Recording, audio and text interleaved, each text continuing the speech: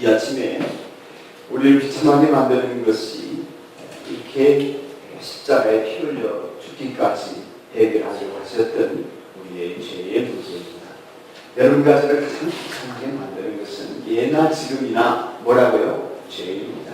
돈이 아니고 세상의 멸시가 아니라 죄가 우리를 가장 비참하게 만드는 것입니다. 오늘 성경 말씀을 보면 죄는 불법이다 그랬습니다. 정확한 표현을 하자면 죄는 무법이다. 헬라 원어에는 그렇게 되어 있습니다. 무법. 여러분 요즘은 무법자들 어디서 가끔 볼 수 있냐면 3.1절 날 폭주족들이 폭주할 때 오토바이 족들 도로 위에 무법자들입니다. 신호 무시하고 속도 제한 무시하고 마구 달립니다. 무법자들. 무법이 뭡니까? 법이 없는 것입니다. 사회적인 법을 지키지 않는 것이죠. 근데 법이 없나? 실제로 보면 법이 없는 게 아닙니다. 자기 나름의 법이 있습니다. 폭주족들도 자기 나름대로 규칙이 있어요, 없어요? 있습니다.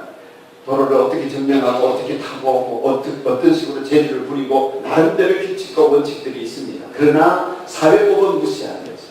무법자라고 해서 법이 없는 것이 아니고 무법이라는 말 자체는 법이 없다는 뜻인데 죄가 뭐냐? 법이 없는 것이 아니라 사회적인 법, 하나님이 정해놓으신 법에도 불구하고 자기가 법이다 이러면서 사는 것입니다. 내 생각대로 내가 하고 싶은 대로 사는 것이 결국 죄입니다. 죄는 불법이고 죄는 무법인데 그 무법이 뭐냐면 내가 법이다 하는 것입니다. 결국 하나님이 뭐라고 말씀하시든지 상관없어. 나는 내가 하고 싶은 대로 하고 내가 살고 싶은 대로 살아. 그렇게 하나님을 무시하는 것이 곧 죄라는 것입니다. 하나님이 살아계시고 우리를 지으신 하나님이 우리를 구원하시고 우리를 사랑하심에도 불구하고 상관없어. 나는 내 살고 싶은 대로 살 거야. 이게 죄라는 것입니다. 죄는 곧 불법이고 불법이 곧 죄다. 결국에 죄의 핵심이 뭐냐면은 하나님에게 반항하면서 내가 살고 싶은 대로 사는 거야. 이게 죄의 근본입니다. 이게 왜 비극인가 하면 왜 이것이 우리를 비참하게 만들고 불행하게 만드느냐 하면은 내 법대로 사는데 내 법대로 살면 괜찮지 않냐 하는 것들은 사람마다 각각의 법이 다릅니다. 하고 싶은 게 달라요. 어려운 게 다릅니다. 옳고 그름이 다르고 좋고 싫음이 달라요. 나는 주말에 산에 가는 것이 좋은데 아내는 집에서 TV 보는 것이 좋다 합시다. 누가 옳습니까? 상관없습니다. 각자가 옳은 것입니다. 어떻게 해야 됩니까? 각자 하고 싶은 대로 해야 됩니다. 그러면 어떻게 됩니까? 서로에 대한 관계는 깨어지게 되는 것입니다. 더구나 그것에 대해서 요구하기 시작하면 나는 쉬고 싶은데 TV 보면서 산에 가자. 요구하면 싫은데 안 따라온다고 욕하고 완력을 부리고 안 따라오면 죽어 뭐 이러면서 살면 결국에는 가정이 파탄나게 되는 것입니다. 결국에는 어떻게 되냐면 가정에서든 사회에서든 자기가 각자 옳은 것이 다르고 자기 법이 다른데 이걸 가지고 서로 주장하다 보면 가정에서는 힘 있는 사람, 목소리 큰 사람, 교회에서도 힘 있는 사람, 목소리 큰 사람, 사회에서도 힘 있는 사람, 목소리 큰 사람 이런 사람이 가지고 있는 법이 파멸치게 됩니다. 그 사람이 가지고 있는 생각이 온 가정을 지배하고 교회를 지배하고 사회를 지배하게 되는 것입니다. 그래서 나머지 사람들은 다 불행을 느낄 수가 있는 것이죠. 하나님을 무시하고 내가 살고 싶은 대로 살면 내 인생이 잘 될 것 같은데 그렇지 않습니다. 사회가 파괴되고 가정이 파괴되고 나라가 결국에 자기 자신이 파멸을 겪게 되는 것입니다. 이렇게 파괴를 가져오는 모습이 다 세월호 침몰 사건이나 얼마 전에 말레이 애기 격추되는 일이나 한중일 국가 간의 갈등이나 혹은 보수와 진보 사이의 갈등이나 이 모든 것이 하나님 없는 세상에서 내가 복이다 이러면서 무법천지가 되어서 죄를 지으면서 살기 때문에 오늘 비극인 것입니다. 이러한 죄는 우리가 그렇게 죄를 짓고 삶으로 인해서 그냥 그런다고 우리가 마음은 끝나는데 이게 하나님을 슬프게 하는 것입니다. 이게 하나님을 노엽게 만드는 것입니다.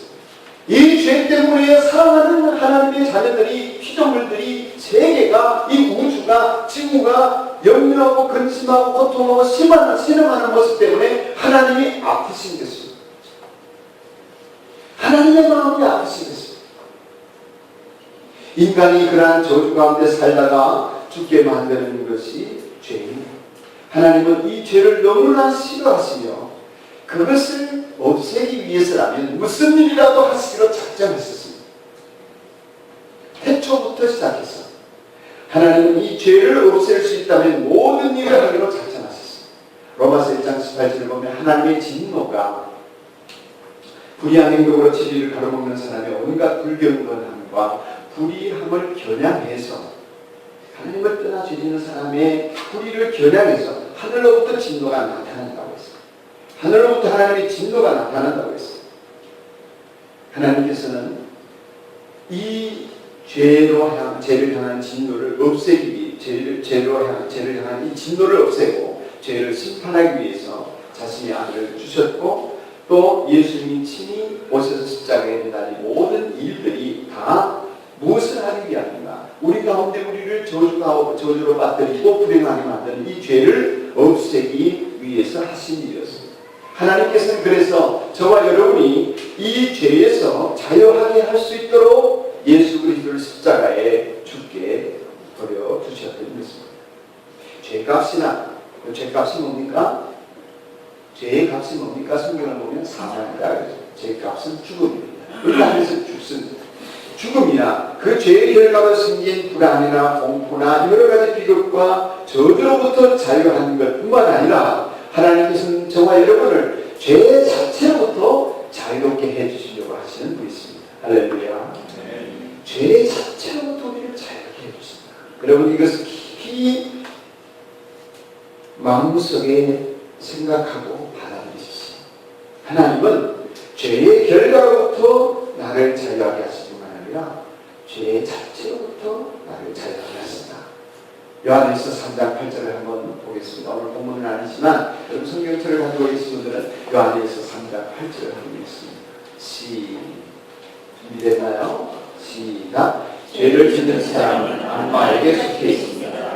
악마는 처음부터 죄를 짓는 자이기 때문입니다. 하나님의 아들이 나타나신 목적은 악마의 일을 멸하시려는 것입니다. 아멘. 악마의 일이 뭡니까? 죄를 짓는 것입니다. 하나님을 배반하는 것입니다. 예수님이 나타나신 이유는 이 죄를 없애기 위해 오셨다는 것입니다. 할렐루야. 우리는 이 죄를 없애러 오신 분 예수 그리스도를 깊이 생각하고 죄를 없애기 위하여 예수를 보내신 분이 하나님이시라는 사실을 마음속 깊이 받아들이십시오. 하나님은 죄를 없애도록 하기 위해서 예수님을 우리에게 보내주셨다. 이것을 확실하게 받아들이고 확실하게 마음에 새길수록 여러분에게는 더욱더 복된 삶이 이어질 줄로 믿습니다. 하나님께서는 죄를 없애기 위해서 예수님을 보내셨습니다. 그런데 대부분의 사람들, 저를 포함해서 대부분의 사람들은 죄는 그냥 둔 채로 죄의 결과만 좀 없앴으면 좋겠다. 그런데 신경을 씁니다. 죄는 그냥 놔두고 죄의 결과로 다가오는 죽음 없었으면 좋겠다. 죄의 결과와 같이 보이는 사고, 질병, 그 죄 때문에 오는 것 같은 가난, 인생의 실패, 이런 것들만 없었으면 좋겠다. 이런 생각에 빠져있는 경우가 허다합니다. 그 죄로 말미암은 두려움과 죄로 말미암은 인생의 어두움과 죄로 말미암은 진행을해서 용서받았으면 좋겠고 벗어났으면 좋겠어요. 그런 것을 원합니다. 물론 예수님께서 세상에 오셔서 모든 인류의 죄짐을 대신 지시고 십자가에 죽으심으로 말미암아 우리가 죄 용서받을 수 있는 길은 많이 열려 있습니다. 그래서 오늘도 우리가 죄 용서를 구했습니다. 멸망할 죄인이 용서받고 하나님의 자녀가 되고 멸망할 죄인이 죄가스로부터 용서를 받고 하나님의 자녀가 되는 것은 하나님이 우리에게 내신 축복이고 이보다 우리에게 큰 기쁨과 감사가 없다 할 만큼 다행스러운 일입니다. 그래서 복음인 것입니다. 예수님 때문에 우리는 죄의 모든 결과들로부터 자유로워질 수 있는 은혜가 임해서 죄로 가면 죽음에서 벗어나 영생을 얻게 되었지요. 우리의 질병에서부터 벗어나 주님의 이름으로 기도할 때 강건함을 얻게 해주시죠. 모든 세상의 저주로부터 벗어나서 하나님 앞에서 하나님의 자녀답게 거룩하게 살 수 있는 길들을 열어주셨습니다. 이제는 우리가 예수님을 영접했다면 하나님께서는 죄 많은 우리를 보지 아니하시고 예수님의 보혈을 보시기 때문에 보혈로 우리의 죄를 덮으셔서 우리가 죄 없는 것처럼 받아주시고 용서해 주시고 그렇게 이 세상을 살게 해 주신 것입니다. 우리는 이 죄 용서받은 기쁨으로 세상을 삽니다. 오늘도 그 기쁨이 여러분에게 있으시기를 축복합니다. 근데 문제는 계속해서 죄 용서한 말을 바꾸다 해서는 내 모습입니다. 죄는 그냥 놔둔 채 죄를 지으면서 그 죄의 결과에 대한 용서만을 구하는 내 모습입니다. 이게 하나님을 안타깝게 하는 것 같습니다. 죄는 여전히 해결하지 않고 내 안에 놔둔 채 죄 짓고 두려워하면서 죄 지은 다음에 용서를 구하고 또 얼마 있다가 용서받은 다음에 얼마 있다가 또 그 죄를 짓고 벌 받을까 봐 무섭고 두려우니까 또 용서를 구하는 생활을 반복하고 있는 것입니다. 그런 얘기지만 제가 초등학교 다니고 중학교 다닐 때에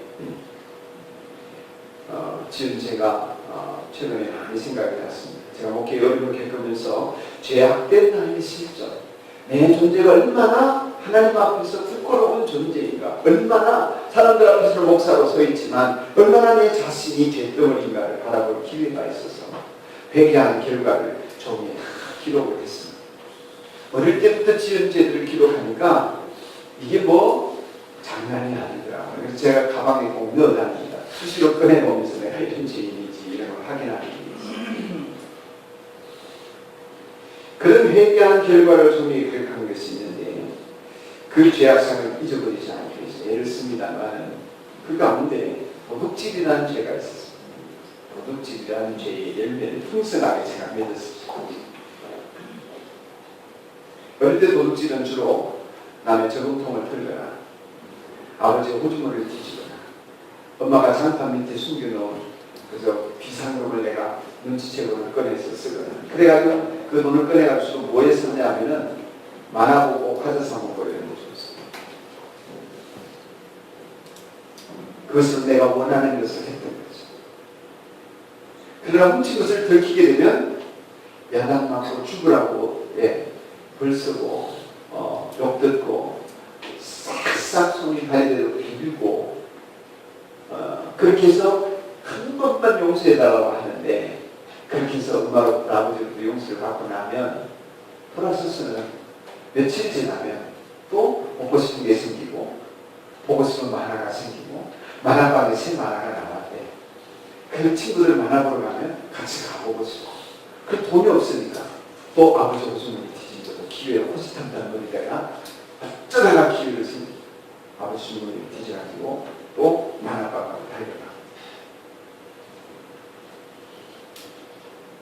그러다가 훔친 것이 들키게 되면 한결같이 안 그런 척하다가 어쩔 수 없이 그저 어쩔 수 없이 고백하지 않을 상황까지 몰리게 되면 나밖에 그 돈을 훔쳐간 사람이 없다. 둘러대다가 마침내 잘못했다고 용서를 구하고 그리고 얼마 있다가 또 죄를 짓고 두려워하며 용서를 구하는 이런 것이 제 모습이었습니다. 어른이 되어서도 탐심, 남의 물건을 탐내 기회가 없거나 하나님이 두려워서 못했을 뿐이지 하나님이 봐주실 것 같으면 얼마든지 훔칠 것 같은 제 모습이었습니다. 사랑하는 여러분, 우리는 진정한 구원의 안식, 죄로부터 자유하게 하시는 그리스도의 은혜를 온전히 누리기 전까지는 이렇게 살게 됩니다. 물론 용서를 빌면 주님은 용서를 해주십니다. 이런 것이 7번이라도 용서해 주실 줄 믿습니다. 사랑의 하나님은 우리를 늘 용서하시지요. 용서받은 우리는 안심하고 기뻐합니다. 하지만 내가 하나님으로부터 십자가의 권을 용서받았다고 해서 내가 죄에서 자유로워지는 것은 아닙니다. 그 죄로부터 나는 벗어나지 못하고 있는 내 모습이 허다합니다. 이런 우리가 죄 용서받는 기쁨보다 더 큰 기쁨입니다. 죄를 용서받았다는 그 기쁨보다 더 큰 기쁨이 뭐냐면 죄를 짓지도 않아도 된다는 것입니다. 따라합시다. 나는 죄를 짓지 않아도 된다. 아멘. 그런 존재라는 것입니다. 하나님 그 일을 위해서 이 땅 가운데 예수님을 보내셨다는 사실. 이것이 죄를 용서받는 것보다 더 큰 기쁨인 것 같습니다. 예수님을 주님으로 영접한 사람은 죄를 짓지 않고 죄의 종노릇을 하지 않아도 된다는 것이 오늘 성경의 말씀입니다. 할렐루야. 믿어지기를 축복합니다. 여러분은 도무지 현실로 되지 않을 것 같아도 이 말씀이 믿어지기를 축복합니다. 우리는 죄의 처참함을 맛보지 않아도 된다는 것입니다. 죄에 대한 두려움으로 벌벌 떨면서 양심의 가책을 느끼면서 용서를 구하지 않아도 된다는 것입니다. 예수님은 그렇게 살 능력을 주셨다는 것입니다. 할렐루야. 저는 더 이상 도둑질하지 않습니다. 남의 물건을 탐내지 않습니다. 내 속에서부터 그런 욕구가 없습니다. 하나님이 봐주시고 남들이 그저 괜찮다 그러면 나는 얼마든지 남의 물건을 가져올 수 있는 내 안에 있는 탐심이 있던 내가 사라졌습니다. 제 자체를 해결하게 되어 자유로워진 것입니다. 제가 해결하는 것이 아니라 내 안에 계신 예수님이 이기신 것입니다. 내 안에 계신 예수님이 죄를 이기고 나로 하여금 그 죄에서 벗어나게 해주신 것입니다. 예수님의 십자가는 하나님께서 우리를 죄로부터 자유하게 하시는 구원의 은혜입니다. 이 사실을 깨닫지 못하는 이상 우리는 죄의 결과만 자꾸 두려워하고 그 죄의 결과에서만 벗어나려고 합니다. 여전히 죄와 친구가 되고 죄와 친하게 지내고 그리고는 죄 자체를 해결하려고 하지 않습니다. 우리는 예수님께서 죄를 제거하심으로 우리를 원하시던 이 진리를 굳게 믿고 가야 하겠습니다. 예수님은 그들로 영접한 사람에게는 죄를 짓지 않고 살 능력 주셨다. 이게 죄를 용서받는 것보다 더 큰 기쁨. 우리 산돌교회 모든 성도들이 이 기쁨을 누리게 되기를 축복합니다. 두 가지 사실을 주목하시기 바랍니다. 어떻게 해야 죄 자체로부터 자유하실 수 있는가? 우리가 할 일은 사실 없습니다만 성경 말씀을 통해서 내가 최소한 이거 해야 되는 게 첫째는 뭐냐면 모든 죄를 가지고 예수님께로 나아가야 합니다.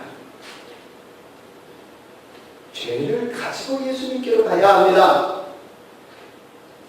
제 전 행위를 용서받으려고 예수님께로 가서는 안 되고 내가 이 죄 가운데 사는 존재임을 고백하면서 예수님에게로 나아가야 합니다.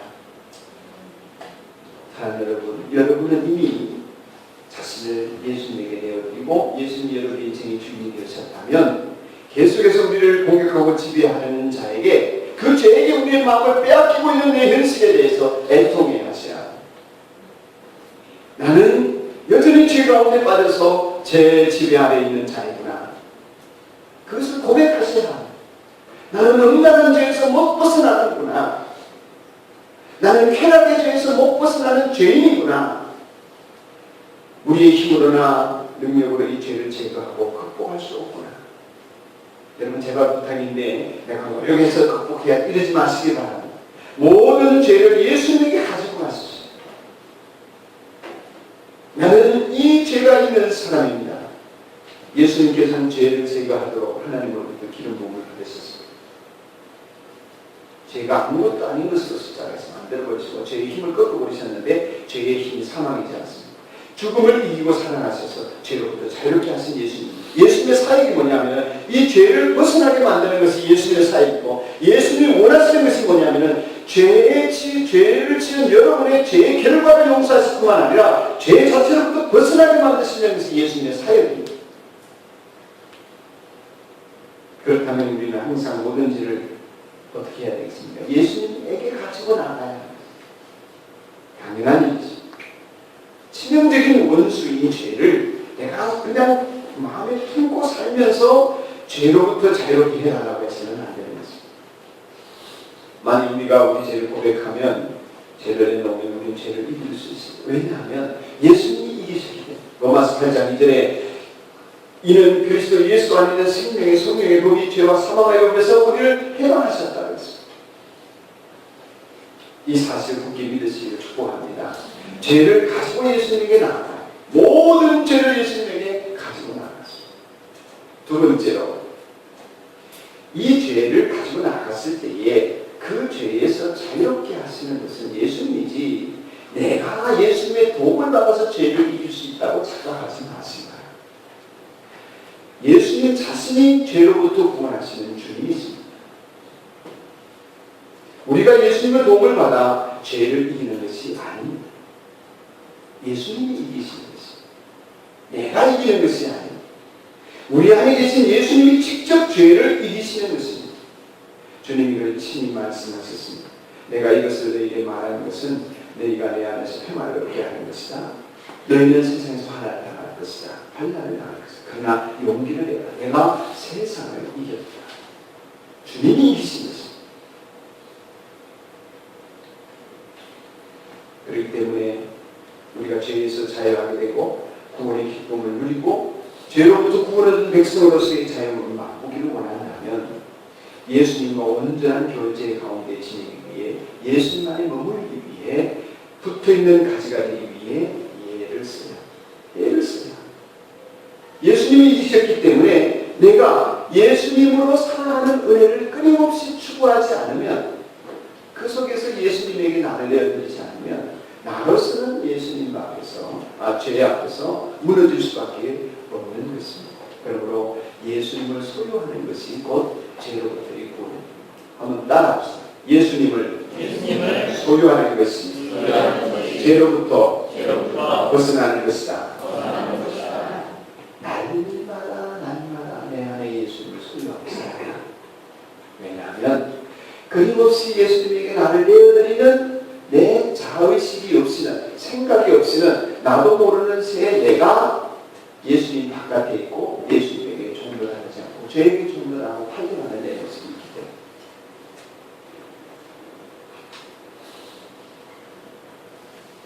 때문에 이 사실을 바로 깨달아 이해를 하면서 우리 안에 계신 예수님을 통한 축복이 죄에서 구원입니다. 그렇기 때문에 예수님이 아니고서는 안 되기 때문에 예수님이 나의 주인이 되어 주시기를 끊임없이 소원하는 마음을 품고 기도해 나가야 하는 것입니다. 요한일서 3장 6절 같이 한번 읽겠습니다. 시작. 그러므로 그리스도 안에서 너희는 사람마다 죄를 짓지 않습니다. 죄를 짓는 사람마다 그를 보지도 못한 사람이고 알지도 못한 사람입니다. 아멘. 무슨 얘기입니까? 우리가 예수님 안에 머물러 있으면 죄를 안 짓는다는 것입니다. 왜 죄를 짓습니까? 예수님 안에 벗어나. 예수님 안에서 벗어나. 예수님 안에서 사는 데서 벗어나는 것입니다. 지난 한 주간에도 많은 죄를 지었다면 그 죄는 다 예수님 안에 머물러 있지 않은 사람의 특징으로 드러나는 것입니다. 그렇습니다. 죄는 예수님을 통해서만 쫓겨나기 때문에 내가 예수님의 도움을 받아서 잘하면 이길 수 있는 것이 아니기 때문에 나 자신을 예수님에게 드리고 죄에서 나를 구해주신 그분이 내 인생에 내 마음에 주인이 되어서 나를 이끄시도록 내가 끊임없이 그분을 초청하고 내 안에 계신 그분에게 나를 내어드려야. 그러나 여러분 우리는 항상 그런 속에서 주님을 의식하고 내 죄를 의식하는 가운데 성장해 가야 합니다. 그래서 신앙생활의 처음도 회개이고 마지막까지도 회개인 것입니다. 회개가 가장 순결한 우리의 영혼을 만드는 이 사실이 무척 중요합니다.